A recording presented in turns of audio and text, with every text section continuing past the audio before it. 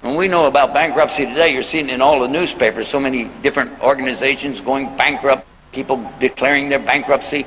It just means they can't pay their bills. In Islam, khusr means the one who on the day of judgment, on the day of accountability, they can't pay up because they don't have the right ingredients. They don't have the right denomination to be able to do it. They can't. That's all the human beings basically going to hell. That's it.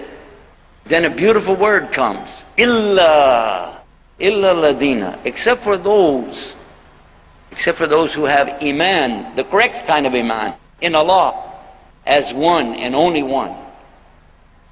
And, it's not over. And they do the amal salihat, the righteous deeds. Still not over. Wa tawasaw. What is that? It means to encourage and push each other, shove each other. Come on, guys, let's go. And again, why? Tawasaw bil haqq wa tawasaw bis sabr. To encourage each other in all that is the truth of La ilaha illallah. And to encourage, exhort each other to have perseverance, steadfastness, and patience. But all of the words that I just said are much more profound in Arabic than they are in English. English is very weak when it comes to trying to understand the depth, the gravity of the Arabic of the Quran. But did you understand what I told you, the Hadith of Rasul, that almost every single person is going to go to hell? This should scare you because we're human beings. I dare say we've already got more than 1,000 people here right now. Does that mean that only one of us is going to go to paradise? Well, there's more good news, by the way. Some very good news. That not all the human beings are represented here. In fact, the Muslims are supposed to be the exception to that rule, aren't they? But what do we do, and I'm going to talk about current events, what do we do in the face of some very real statistics when we find that the Muslim children, the Muslim youth, are leaving Islam? I've seen it with my own eyes. Now, not all of them are declaring that they want to be a kafir. Not all of them are saying, I don't want to be a Muslim anymore. But by their very acts, their very deeds, the very things that they're sending me in emails, putting on websites, and that social network like Twitter, Facebook, MySpace, which I call my disgrace, we're seeing things and hearing things from our youth that scare us. I already knew before I came here that I wanted to talk on this subject of our youth and how to raise them up. But I had no idea how much Allah really wanted to drive the point home to me.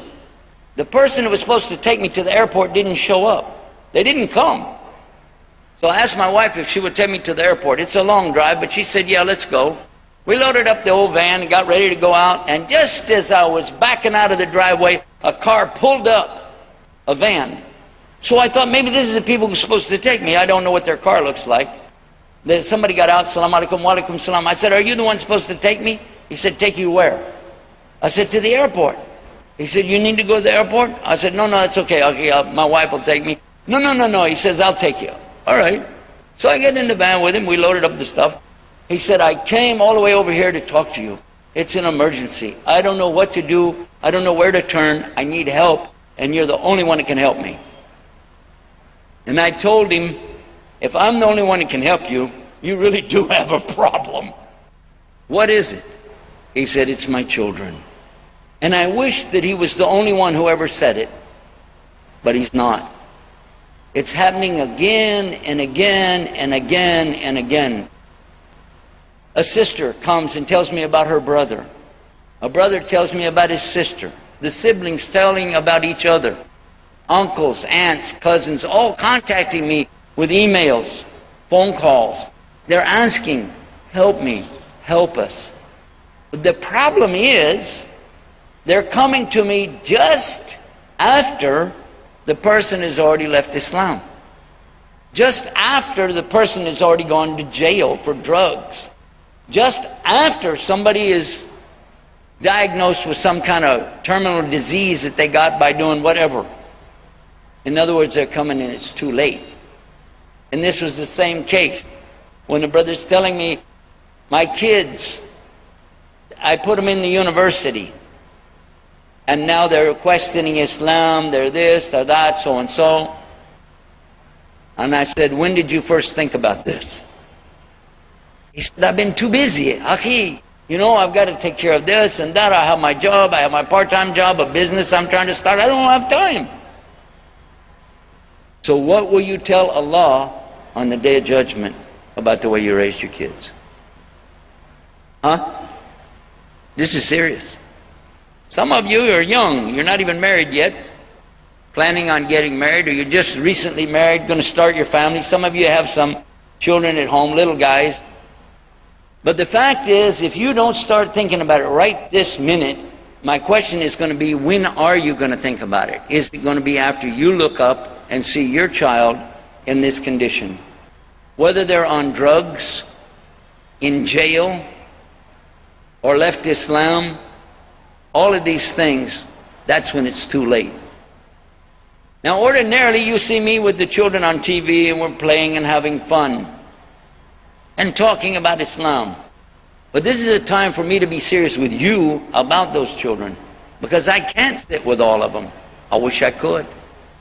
But you can do something right now. First thing is, I don't care if you remember me or what I said, but you need to think about what you're going to say on the Day of Judgment. What will you say to Allah about taking care of your family? And it's not about the food, and it's not about the house and the clothes and the education, which all of us put such a high value on. There's a bigger value that comes first, isn't it? The iman in Allah. Isn't that first? Those who, like myself, come to Islam by choice, it seems like they have a better grasp of that. You know why? We've already been there. We've already seen that.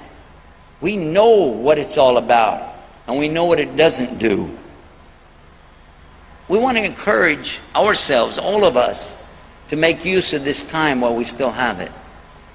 What does Islam tell us about our children?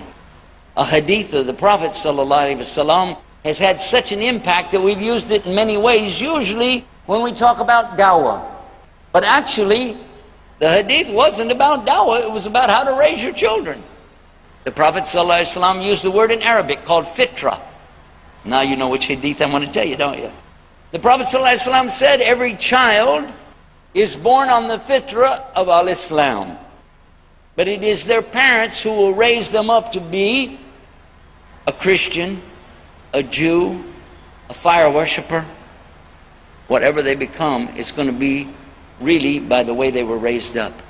Is that true or not? Have you heard it? You've heard it. And that's why today in English we say when somebody came to Islam, we even use this hadith to come up with a word in English, revert, instead of saying convert. You're saying you revert, you're just going back to your natural status, the way you were when you came into the world, the innocence, the beauty of the baby. You know, the little baby, say, oh, mashallah, look, you know, how innocent they are. And as true as it is, it's still not the main point, is it? The main point is you're supposed to be raising your children as Muslim. What does it take? I'm going to give a couple examples before I walk off the stage, if you don't mind.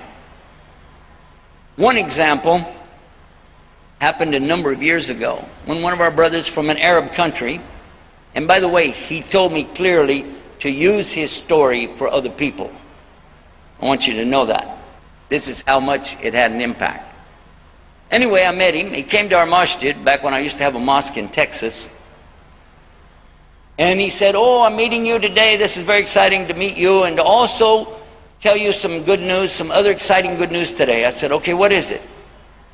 He said, today I put my son in American public school. I said, really? Why don't you put him in the toilet? He said, what? No, you didn't understand me. I put my son in American public school.